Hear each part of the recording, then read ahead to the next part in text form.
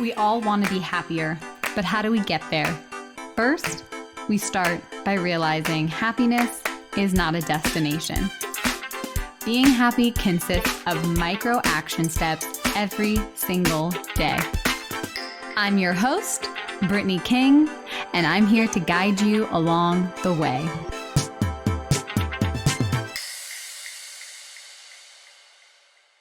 Well, hello, my beautiful friend. Welcome back to the Positively Real podcast. It's your girl, Be King in the house. You're listening to this podcast episode. It shall be a week after my due date, so I most likely will have a baby. Who knows, though? My daughter came a week late, so you just don't know. But it's kind of wild to think about. When I woke up this morning, I was thinking about it. I was like, gosh, this is like my last Monday like this. And every time, every moment that I'm spending with my daughter, I'm like staring at her. I'm literally staring at her, studying her, I should say, of like, this is the last time we will be this way. And it's not in a sad way. It's emotional for sure, because it's just a constant reminder of the impermanence of life, how everything is constantly changing and evolving. And it's just what it is. It's really important to slow down and just appreciate these moments and the hard ones too, the moments that are inconvenient. That you're like, oh, please don't have a meltdown right now. We want to leave the house. Like, I'm just sitting in all of this and embracing all of it, even though there's moments that are uncomfortable. And that's what I wanted to record this episode for you today, because this month I've been focusing on emotional liberation, and I wanted to record an episode integrating all of this work, because integration has been my word of the year, and I've been trying to help you, if you're listening to the podcast regularly, also integrate, because the stuff that I'm sharing isn't necessarily brand new ideas. It's things that I have heard and I've applied in my own life, and then I'm teaching you and that you can apply in your own life. And it's just important that we integrate these things into our daily life, regardless of how seemingly simple they might be. And the more that we can integrate this work, the fuller your life becomes, the fuller your human experience becomes. And so I really wanted to record this episode to help you integrate the work that you're doing, the work that I have been sharing on this podcast. If you've been following along, you can always go back in the beginning of the episodes and listen. I was inspired by the movie Inside Out 2. I've been loving all the content I've been seeing around Inside Out 2, and this conversation just shows that emotions are not weak, they're not sensitive, they are a very essential part of being a human. And it's so interesting because, when we understand that our emotions drive our actions and we don't like our behaviors, we don't like our actions in our life, we have to go to our emotions, right? It's like a window into how we're feeling, but we are so disconnected from our emotions. And the way that we bring connection back is through integration. So I'm so glad that you're here, because we're going to talk about how to integrate these different emotions. Now, obviously, these are not the only emotions that humans feel, but these are the main ones that I've been experiencing lately and I notice with my clients. So I wanted to bring them to you. So I recorded an episode about joy and sadness, anger and shame, and courage and fear. So if you haven't listened to those yet, I recommend going back and listening to at least one of them before you get into the integration of the work. Some of this will be repetitive from the episode, because I really want to bring these points home of the daily practices that you can implement. They can be done separate, they can be done together. It's just important that you make the time and the space for them, and not in the sense that it needs to be perfect, right? It's more about focusing in on how consistent you can be and focusing on progress through small steps. In each episode, I talk about the steps that you can take to integrate this work into your life, and all the steps are really small. And I'll repeat that over and over then again until I'm blue in the face. But the smaller the step, the easier it is to implement. I find that the resistance comes from doing something that's new. We hate changing, but also comes from biting off more than we can chew. I'll meet with a client and they'll tell me what they want their daily practice to be. And then I ask them how much of that are they already implementing, and they say none of it. And so I just bring them back and say, that's our goal, it's our target, but let's just start smaller. Because if you're not doing any of it right now, why do you think you can do all of this at once, going from 0 to 100? We don't need to go 0 to 100. We just need to do a little bit by little bit. James Clear always says it best about it's the compound interest, personal development, like building your habits when you start small, it compounds over time. And that's what I think that this work really is about when we think of practical integration and bringing this into your daily life to liberate yourself from the constraints of our emotional prisons that we put ourselves in, judging ourselves, thinking we shouldn't feel certain ways because we have an amazing life or these awesome things are going on. That it's like, no, we're supposed to feel a whole range of emotions, and just because your circumstance is something that you think that you should be happy about and you're not, that's totally discrediting how you're feeling and like cutting off a part of yourself that's trying to communicate with you. So, let's talk about the importance of the daily practice. First, understanding emotional liberation. I define emotional liberation by freeing oneself from the constraints of unprocessed emotions. And this process cultivates emotional resilience. So you hear a lot about this on the internet about regulate, stop, regulate. We know that nervous system regulation is hot tops right now for good reason. But I think there's this common misconception that we're always supposed to be calm. And that's not true. And I'm noticing this even with my daughter, like she doesn't need me to be calm all the time. In moments where she's really activated and dysregulated, it is important that I stay calm and grounded, but it's also important that she sees that I'm a human that makes mistakes, that has human emotions, and that can build resilience, that can bounce back, that can be flexible. And that's really what emotional liberation is about. It's about freeing yourself of this constraints of unprocessed, suppressed emotions that are controlling us on an unconscious level, and then cultivating that flexibility within our body to bounce back from difficult emotions, to not let things knock us down that um, have so much control over us by taking back control, right? We're so afraid of emotions taking over. When we actually learn how to allow them, we learn that they don't have control over us. We in fact get to control them, not in a way that we suppress them, but knowing that we can work with them, we can manage them, we can move them through our body. We don't have to push them away anymore. But when you don't have the skill set to do that, that's when we get in this emotional jail. And I'm trying to help you free yourself from that. So, the purpose of emotional liberation is to live a fuller, more authentic life, have a fuller expression of yourself. And ultimately, this improves well being because emotions, when they are suppressed, they manifest in a whole host of physical symptoms. Emotions get stored in our body and it builds up over time and it shows up in our health, in our physical health, in our mental health. And it doesn't just happen overnight, it's accumulated. And so, what we want to do is take care of that accumulation, handle the emotions as they come, manage the emotions as they come, allow the emotions as they come, which will overall increase your well being. So, you hear me talk a lot about having a daily practice, and I think it's important to understand why I talk about a daily practice. Number one, it directs your brain into where you want to go. Like the more that you feed your brain with the things that fuel you and the things that light you up, the things that are important, the more your brain is going to filter out the things that are not important and filter in the things that are. It's going to direct you to the life that you want. So, having a daily practice helps focus your mind. It also helps like clear away the clutter of your mind. It also helps with emotional regulation.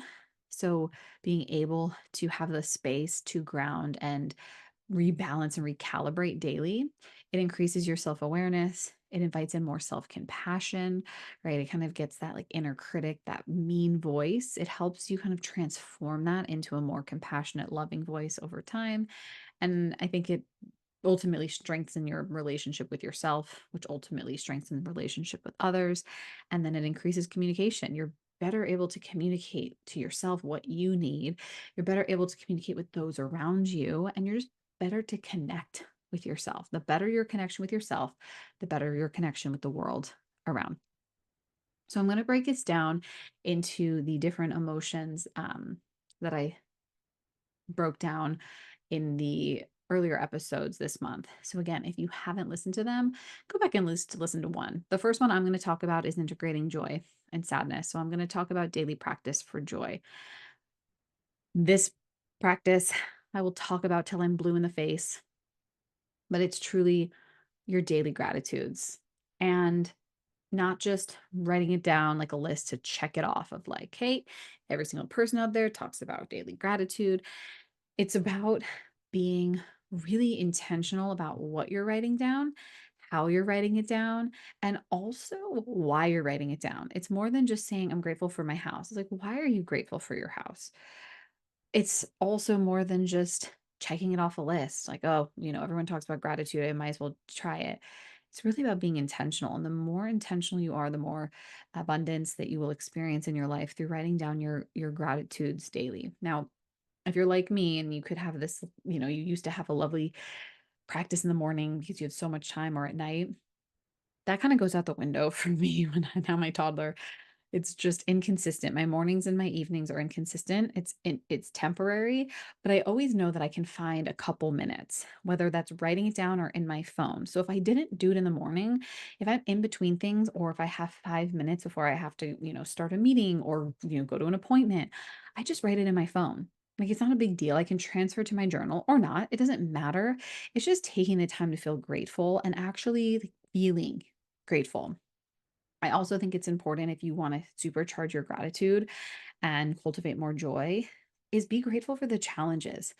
I was texting with a buddy of mine who has had a pipe burst and their house got flooded, all this, just terrible stuff. And I was like, I'm so sorry. It sounds like a pain in the ass. And he said, he was like, it's just homeownership. We're grateful we have a house. And I just love that. I love that response because I couldn't agree more. It's like, yeah, this unfortunate, unforeseen thing happened, and I can feel grateful and I can look for the gratitudes in the challenge. And I also recommend doing that if you want to cultivate more joy. Not less. It doesn't take away. It actually helps you create more because you can feel the contrast. You can actually feel in your body the contrast of the emotions. And when you can feel into that, helps you create more of it. So keep a gratitude journal by your bed, write in it every morning or evening. If you can't get it, if you don't have time to write, I totally get it. I'm right there with you. Set a reminder on your phone. If you know you have a break in between activities or you have 5 minutes to just like breathe, set a reminder at that same time. Like we're always looking at our phones, we're always holding our phones. Just set a reminder. It's super simple, but it works. Okay. So that's number one. Number two, and this has been my favorite practice, is just savoring joyful moments, especially the small ones. And lately, I've been swimming pretty much every day with my daughter, and it's been so fun. It's been so fun watching her get more confident in the water. But we typically swim in the afternoon when the sun is going down. And there's these moments where we have this huge eucalyptus tree in our backyard. And the way that the sun glimmers through it at the same time every day, it like makes me want to cry thinking about it because I look at my daughter. I know that this time is so quick. It's so precious. She's never going to be her first time swimming or learning how to swim ever again. And it just makes me emotional. I have so much joy that fills my body. And it's such a special moment. And if I'm just like rushing through or I'm not paying attention, I'm going to miss those moments. And I find that just pausing when you feel it just expands it more and more. I really had to work on this because oftentimes when I would feel joy would be met with the scariest, most intrusive, intense thoughts trying to protect me, right? I've talked about this on the episode about foreboding joy.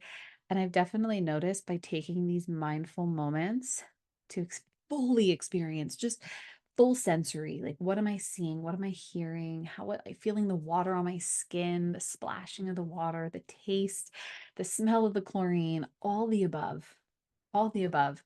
And it's really taken me some time to get there, but I've worked through it. And sometimes I feel it's like so interesting because I'll feel this joy and then I also feel a little sadness that comes knowing that it is so temporary and how quickly this time with your children or my children, it really does go so fast. And the sadness, like before that fear would like take away the joy, now the sadness just kind of again expands this feeling of joy. because both can be true. I can feel sad knowing how temporary it is, and I can feel the joy for getting to be in this present moment with my daughter and actually get to just savor all of the goodness. And just being mindful, using your senses to anchor in the present moment really helps. And it's just incorporating that a couple times a day can be incredibly beneficial. You can also set reminders. I like to do it at the end of the day. I like to be, when I do my gratitude, sometimes I'll do like a joy list, or during the day, I'll be a joy finder. I'll look for moments of joy. If I'm, at a coffee shop, I'll look in my environment and look for people that are having a joyful moment. I'll look for those moments in my own house, just all the things. And that also is such a powerful practice. And it's so simple, but it really does make a difference. And it's funny because I'm looking at my vision board that I made at the beginning of the year. And the top, it says, joy is essential. And I couldn't agree more. So that's integrating joy.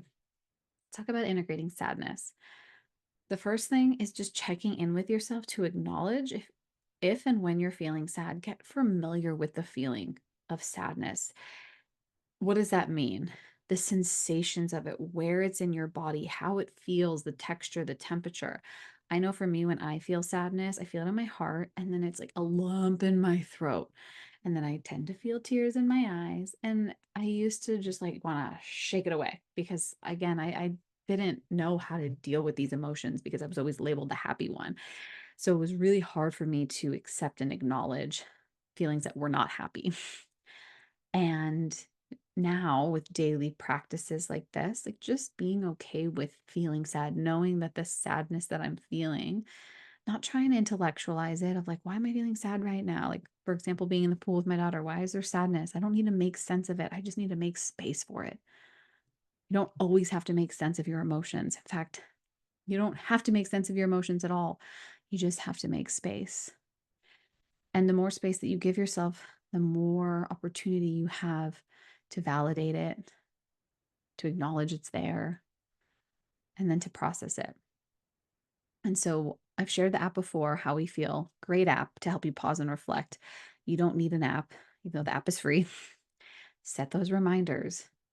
Check in 3 times a day. How are you feeling in the morning? How are you feeling in the afternoon? How are you feeling in the evening? Just simple, simple things. And the more you do this, the easier this will become in those big heightened moments, because we don't want to wait until we have these big intense moments to try to use these tools. We want to practice them in their day-to-day and integrate them in our day-to-day so we can pull from them when we're going through a really tough time. So emotional check-ins are number one. Number two is creative expression. A lot of times we think we have to meditate and journal and have all these stillness practices, and it's not true. Using creativity, using art, using music, using movement is a really powerful way to express and process emotions, specifically sadness. And just being able to get it out of your body, to express it, can help you process. So, dedicating time each week to some sort of creative activity. It could be drawing, could be one of those like Mandela coloring books, right? Like that's one way. And creativity is not limited to just art. It could be movement, it could be music, it could be literally anything. It could be going for a walk without a cell phone. It's just making time to help you express and move your body. So that's integrating joy and sadness. The next is anger and shame. So I find that with anger, physical activity and movement is probably the most effective way for me to release built up tension and anger. Um, This can be, a heavy workout, lifting heavy. This could be a run, could be some sort of cardio. I know spin is what a lot of people like their go-to. Um, I think that it's not a one size fit all. You have to figure out what works for you. But besides physical activity, which to me has always just been the most cathartic release when I have built up tension and anger in my body, that's great. But sometimes you can't always just like go and work out. Sometimes you need to have something that you can somatically release that's more tangible. And one of my favorite exercises is Rage on the Page. You've heard me talk about it in previous episodes, but it's worth repeating. I play music because I think music is incredibly helpful for processing emotions. I like to play System of a Down or Alanis Morissette. And I will do 20 minutes of writing of what I'm angry about. And sometimes it just turns into scribbles. And sometimes I like cut through the page and it's so cathartic. No one's going to read it. I don't go back and read it. I just get it out. I just need to get it out. And then I sit and I meditate and I just kind of let myself feel the emotions.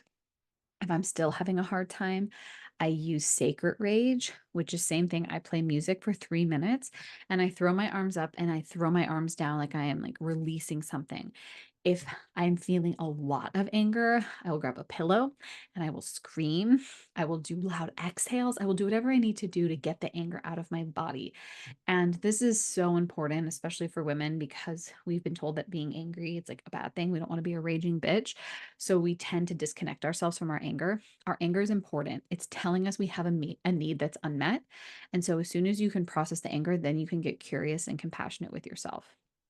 So physically moving your body, somatic exercises. The next technique is using your breath to calm the trigger. I find that depending on what is happening with the anger, how it's feeling, sometimes you need it to settle and other times you need to discharge. The first one is a discharge strategy. The second one is a more settling. So using your breath to down regulate, using the exhale, audible exhale to help release the heat in your body because anger feels very hot and fiery. So what I like to do is I inhale and then I make an audible exhale. Ah. Sometimes that does turn into a yell. Kind of just depends what's going on. But down regulating your breath is very important because anger puts your nervous system in a fight or flight response.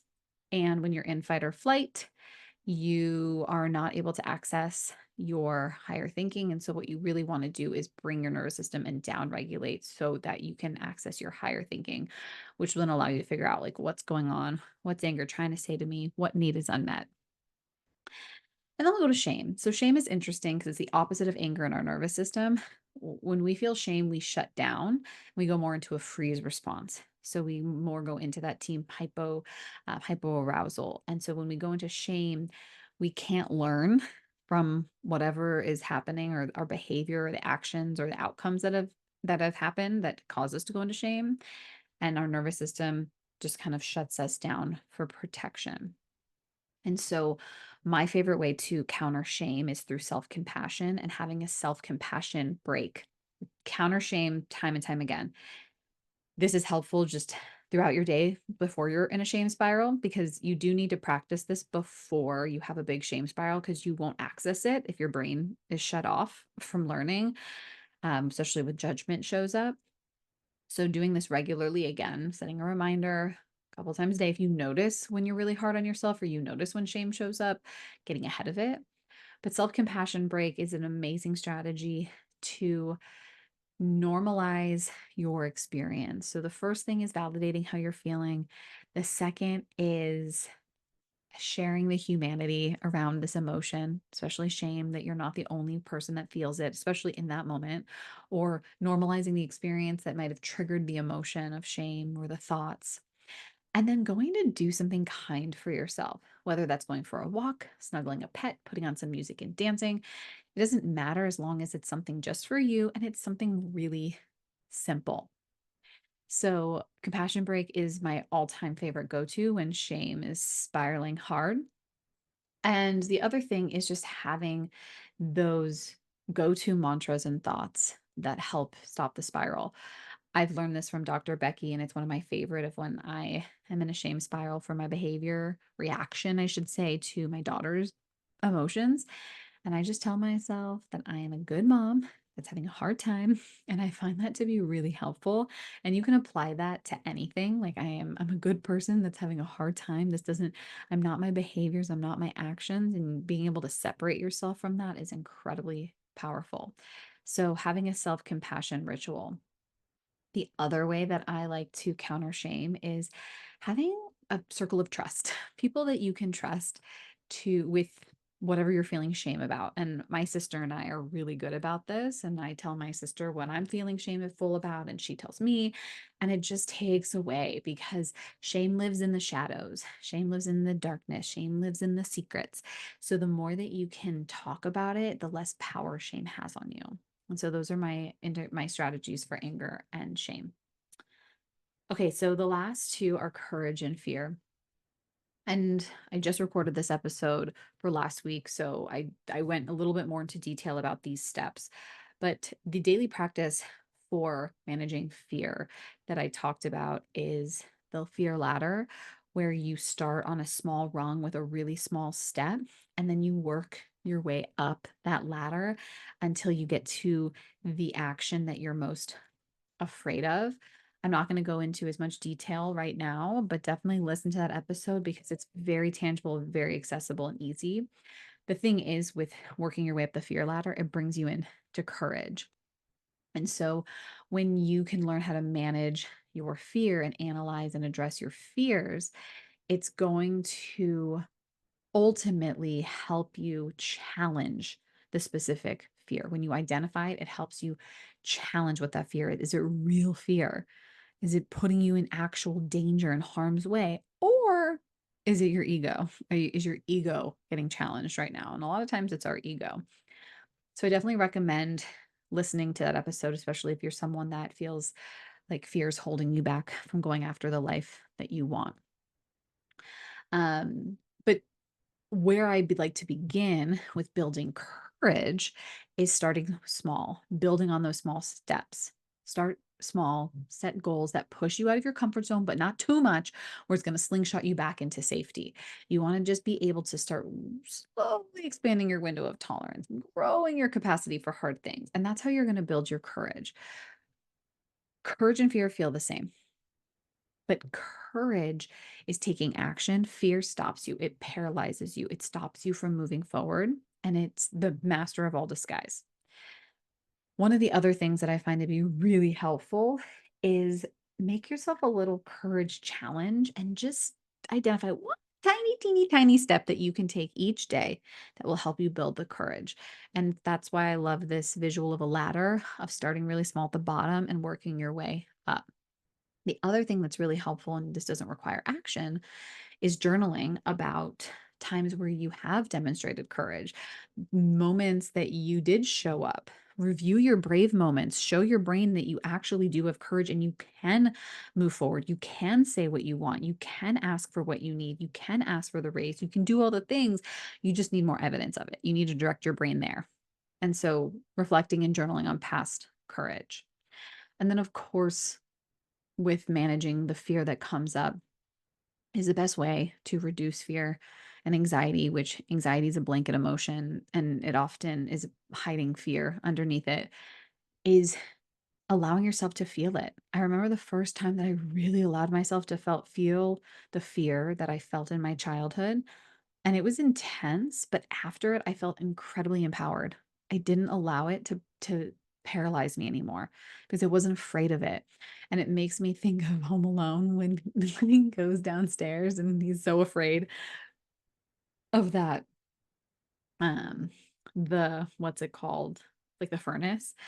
And then he like runs outside. He like has this empowering moment. He's like, I'm not afraid anymore.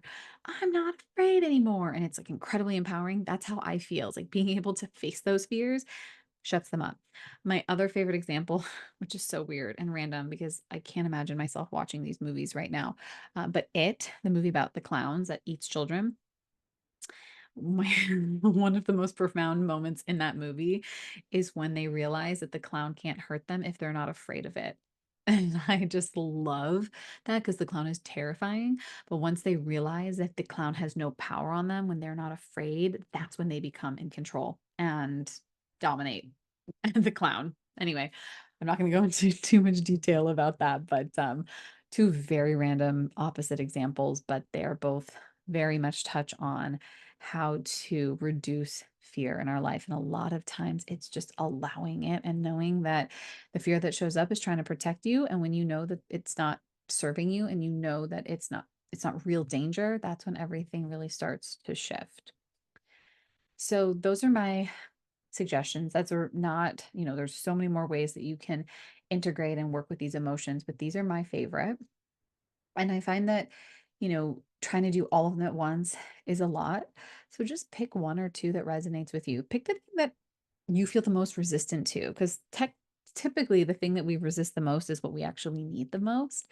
And so it might just be helpful for you to just choose one daily practice to integrate and to do it consistently and notice how it impacts your well-being. It will create momentum. You'll start to notice when you start small and then you build on it gradually that it will increase your emotional resilience. And so when you have these big moments in your life that create these emotions, you don't have to think about what you need. You already know because you've been practicing it. You've been practicing. It's why it's called a daily practice. It's not something that you ever perfect. It's just something that you want to do and show up for yourself on a consistent basis so you can access it in moments of stress and overwhelm. So that's what I have for you today, my friend. Thank you so much for listening to this episode. I'd love to know what resonates with you. By the time you listen to this, I will be on maternity leave. I'm not working with any clients until the beginning of 2025. If you're interested in working together, please sign up for the interest list because I will be reaching out to people. But I'm taking some time off. I'm taking some time off and just embracing this new season of my life with open arms. And I know that I'm going to experience all of these emotions. I'm going to use all these tools and I'll report back as I always do. But thank you so much. I appreciate you listening to the podcast. I appreciate all of your support. And I'll see you next week. Until then, remember to love yourself, own your happiness, and let your light shine because you're so worthy of it. Until next time.